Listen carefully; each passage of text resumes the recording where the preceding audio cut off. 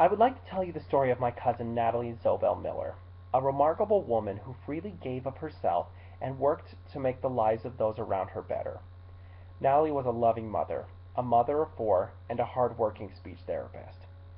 She passed away unexpectedly from a brain hemorrhage earlier this year. She was 35 years old. Natalie was taken to the hospital and was declared brain dead 2 days later.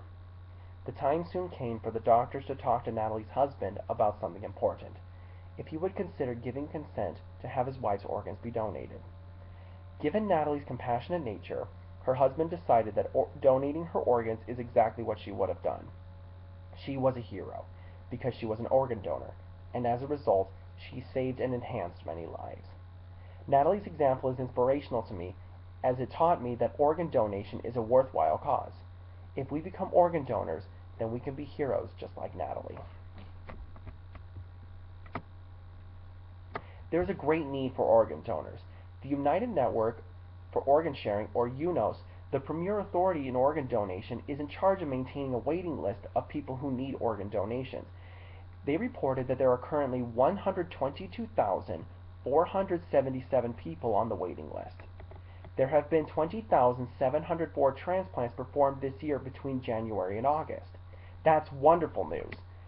That's over 20,000 people whose lives have been saved through organ donations. The U.S. Department of Health and Human Services reports that on average, 79 organ transplants are performed every day across the nation. The work continues onward, and every day more and more lives are saved. But unfortunately, there still is a shortage. On average, 22 people die every day because they are waiting for a viable match and they do not end up being able to receive one. There are only 10,051 donors registered through UNOS as of November 2015. While it is great that there are so many people who are willing to freely give to those who need it most, we still need a lot more people to commit to being organ donors. Organ donation is a life-saving work.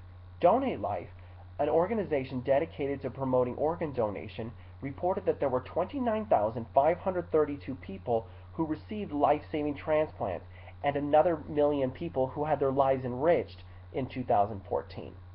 Their lives were enriched because the organ donations they received helped them recover from trauma, bone damage, spinal injuries, burns, hearing impairment, and vision loss.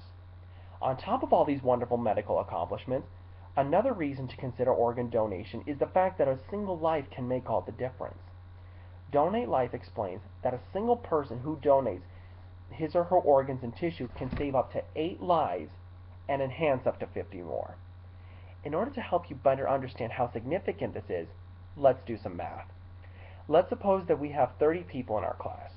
If each of us were to be a donor, together we could save up to 240 lives and enhance another 400 more.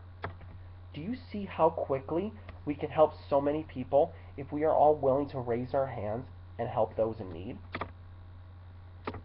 There are many different organs and tissues that a person can donate. You can donate the kidneys, the heart, the lungs, the liver, the pancreas, and the intestines. There are many patients on the waiting list that need more than one type of organ transplant at a time. For example, a heart and kidney or a kidney and pancreas dual transplant. The types of tissues that can be donated are corneas, middle ear, skin, heart valves, bone veins, cartilage, tendons, and ligaments. You can also donate stem cells, which are cells that are adaptable and can mold themselves into the type of cells that the body stands in need of. The type of stem cells that can be donated are blood stem cells, bone marrow, peripheral blood stem cells, and cord blood stem cells. Along with organs, tissue, and stem cells, blood and blood platelets are also acceptable for donation. The miracle of organ donation is that it provides a way for us to save lives and enrich lives in a variety of different ways. My cousin Natalie was a hero. Joseph Campbell, a well-known writer and lecturer, provided a well-developed definition of what a hero is. He said, "A hero is someone who has given his or her life to something bigger than oneself." Campbell touches on what I believe to be the two most important characteristics of a hero: sacrifice and selflessness. Heroes are focused on the needs of others before their own, and they are genuinely working to make the lives of others better. Organ donation is a great way to become a hero because by becoming a donor, you are making a selfless sacrifice for someone. Not only do donors' efforts save the lives of many others, but his or her sacrifice inspires others to follow in their footsteps. This is exactly what happened with Natalie. Because of her sacrifice, I have decided to become an organ donor myself.